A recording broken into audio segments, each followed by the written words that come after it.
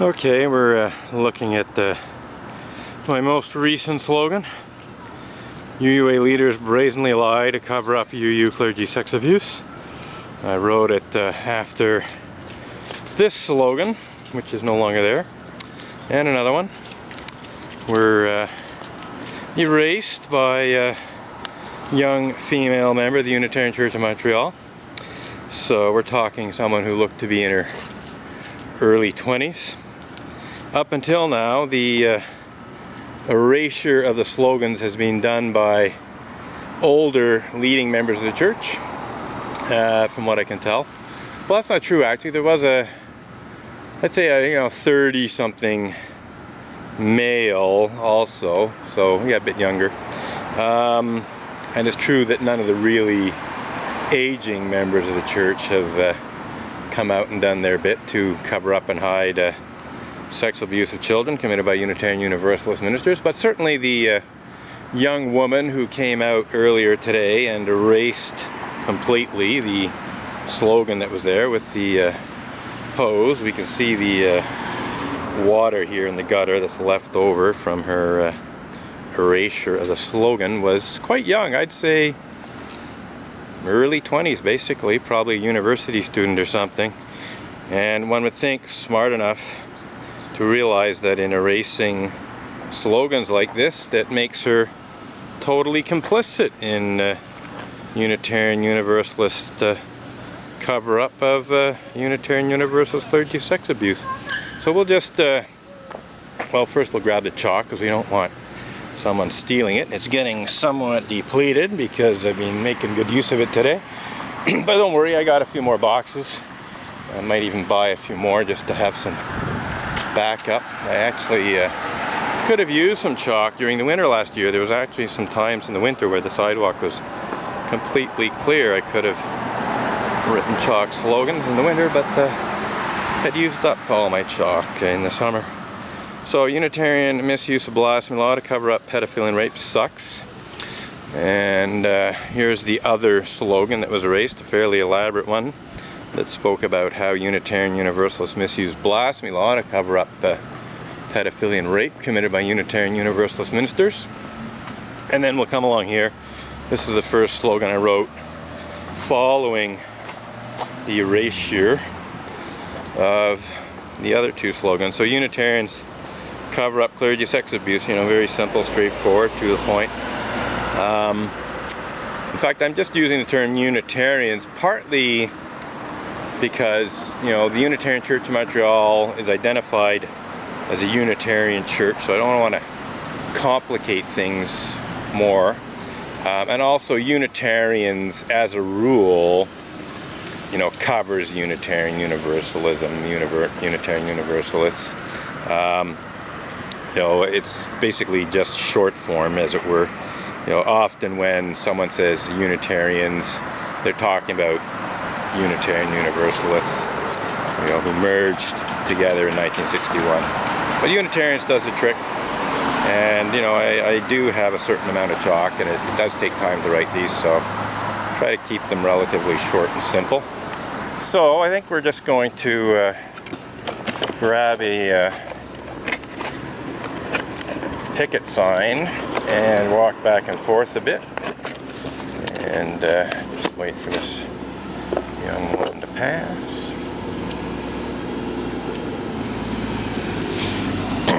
So yeah, so let's see here. I guess I'm gonna pick up the old classic there, stash the chalk behind a picket sign so it's less stealable. Yeah, so we're going to use a picket sign that says Church of the Image Tarnishing Ministers.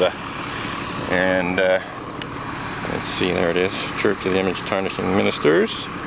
Originally it said Church of the Image Tarnishing Minister, and it referred exclusively to Reverend Ray Drennan of the Unitarian Church of Montreal, and it was exclusively about how his anti-religious intolerance and bigotry tarnished the image of the Unitarian Church of Montreal. First by his, intolerant and abusive attacks on me, which I believe tarnished the image of the Unitarian Church of Montreal, certainly after I began protesting about that intolerance and bigotry. But Reverend Ray Drennan didn't stop there. On October 9th of 2000, I opened the Montreal Gazette and saw that there was a opinionated op-ed piece in the Gazette titled Wrong Message, most ironically titled Wrong Message. And I started reading it. I didn't even know who the author was when I first started reading it. And essentially the person who wrote the op-ed was quite arrogantly and offensively stating that former Canadian Prime Minister Pierre Elliott Trudeau should not have had a Roman Catholic state funeral. This person who wrote the editorial was calling the state funeral a sham state funeral, and towards the end of the article they suggested that all religious rituals were meaningless, you know, basically saying, you know, the funeral ritual is meaningless, but not only that, but all religious rituals were meaningless. I'm going like, who is this idiot? You know, so I went and I looked, you know, for the byline at the end of the article, and it said Reverend Ray Drennan, Unitarian Church of Montreal. I burst out laughing, I'm pretty sure, and I thought, well, yeah, sounds like the guy I know. And essentially there was some very close parallels between his attack on Pierre Elliott Trudeau's Roman Catholic state funeral and what he said about my own religious activities. You know, Ray Drennan in the article spoke about how all religious rituals are meaningless. Obviously, I guess, other than Unitarian Universalist ones, you know, unless he's saying his own religious rituals are meaningless. This very closely parallels Reverend Ray Drennan's characterization of my religious beliefs as being nothing but silliness and fantasy.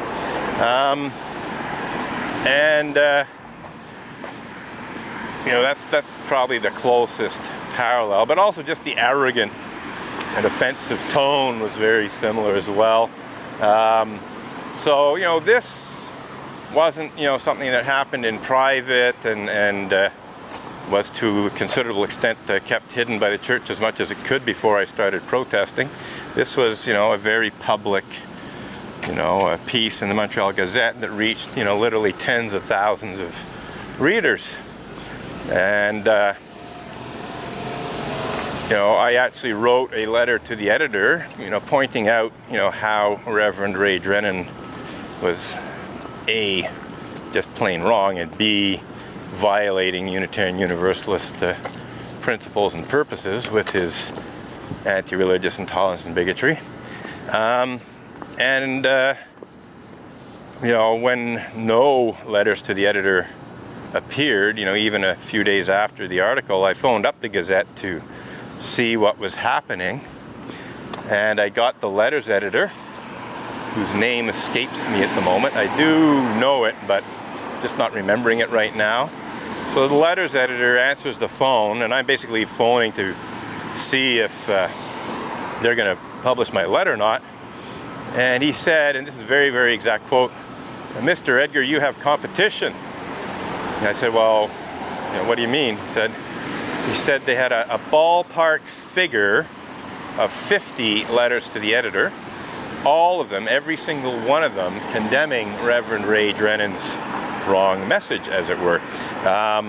So, you know, 5 times 10 letters to the editor is quite a large, you know, reaction. You know, some articles will get a few letters to the editor submitted, but a submission of 50 letters to the editor is actually very high.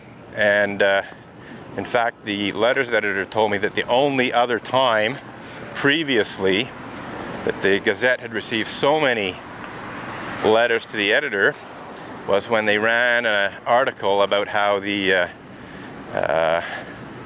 sex criminal Karla Homolka had a birthday party in prison. This incensed a lot of people, and it elicited a considerable reaction. So So Reverend Ray Drennan, at least in terms of the number of letters to the editor he generated, is certainly in interesting company there with Karla Homolka, the notorious sex criminal. And anyhow, so that was the upshot. In the end, they didn't publish my letter to the editor, but they did publish 5 other letters. So they published 10% of the letters that they received. And all of them, every single one of them, condemned Reverend Ray Drennan's intolerance and bigotry and so on.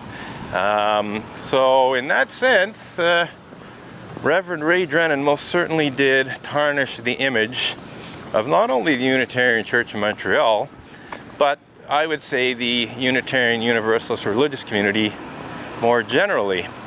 But I've pluralized that now to image tarnishing ministers, because Reverend Ray Drennan is by no means the only Unitarian Universalist minister who's ever tarnished the image of the Unitarian Universalist religious community, or even the Unitarian Church of Montreal. There are others. In her own way, Reverend Diane Rollert, the current minister of the Unitarian Church of Montreal, has tarnished the image of the Unitarian Church of Montreal. And she certainly hasn't done anything realistic to try and bring my protest to an end. You know, this definitely tarnishes the image of Unitarians in general.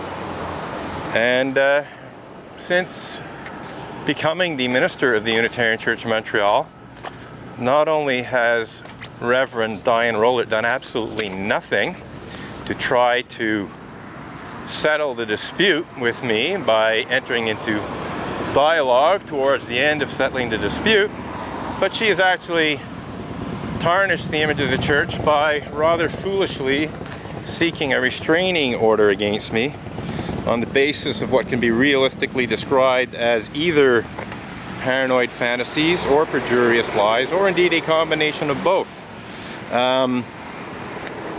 In any case, this was publicized, and just that publication, again in the Gazette, of the fact that Reverend Diane Rollert was seeking a restraining order against me, I don't think it really reflected very well on the Unitarian Church of Montreal. I actually came out of it looking quite good. You know, I came out of the article written by Erwin Block looking like someone who was standing up and defending his rights, which is exactly what I was doing. And, you know, Reverend Diane Rollert looked like someone who was basically, you know, seeking a restraining order on a rather questionable basis. Unfortunately, I got one of the worst judges in Quebec handling the hearing for the restraining order, granting or not. And this judge actively prevented me from properly cross-examining Reverend Diane Rollert about some of her false statements that she made in sworn testimony, i.e. perjury in my view, and essentially made it very, very difficult to impossible for me to show that actually Reverend Diane Rollert did not have any reasonable grounds to seek a restraining order against me, and that, you know, all she really had was either deep, deep personal insecurity bordering on paranoia, if not outright paranoia, and a bunch of lies. So in the end, the judge in question granted the restraining order. Now, in Reverend Diane Rollert's mind, and in the mind of most of the leading members of the church, they believe that once they got this restraining order, that would put an end to my protest permanently. But, you know, the restraining order was for a 1-year period of keeping the peace, as it were. Now, as far as I'm concerned, I'm keeping the peace right now. I don't think I'm doing anything. Well, I mean, yes, the slogans are contentious, but this is peaceful public protest, as peaceful public protest is defined. I'm essentially keeping the peace in the legal sense, not doing anything illegal to the best of my knowledge. Yes, some people may contest the chalk slogans, but my understanding is that the writing of chalk slogans on the sidewalk in the course of a protest is actually legal in Canada, and that there's been at least a couple of court cases that have upheld that right. So, they might want to complain about what's in the chalk slogans, but they're entirely truthful statements. Unitarian Universalists do in fact cover up sexual abuse of children. There's no question about it. I got plenty of evidence to back that up, and the fact of the matter is I'm sure there's other people who can provide even more evidence of Unitarian Universalist cover-up and denial of sexual abuse of children by Unitarian Universalist ministers and Unitarian Universalist Sunday school teachers. So yes, coming back to the pluralization of image-tarnishing ministers, well, I think it's fair to say that the Unitarian Universalist ministers who sexually abuse children, even rape children, tarnish the image of the Unitarian Universalist religious community when their sexual abuse is, made known, which isn't always the case. In fact, that's a bit of an understatement. More often than not, it's kept hidden. Unitarian Universalists are actually more successful at covering up and hiding sexual abuse of children than the Roman Catholic Church is, in my view, based on what I've seen. And I think it's partly because it's a much smaller religious community, but I think it's also because the leadership of the church seems to be more skilled at covering stuff up than the Roman Catholic Church is, or maybe more willing to, In any case, every Unitarian Universalist minister who's a convicted rapist or a convicted pedophile or other sex offender, because there are other criminal sex offenses that Unitarian Universalist ministers are guilty of, such as exposing themselves in public and so on. There's that too. In fact, Unitarian Universalist minister by the name of Douglas Morgan Strong, don't mind naming him, he is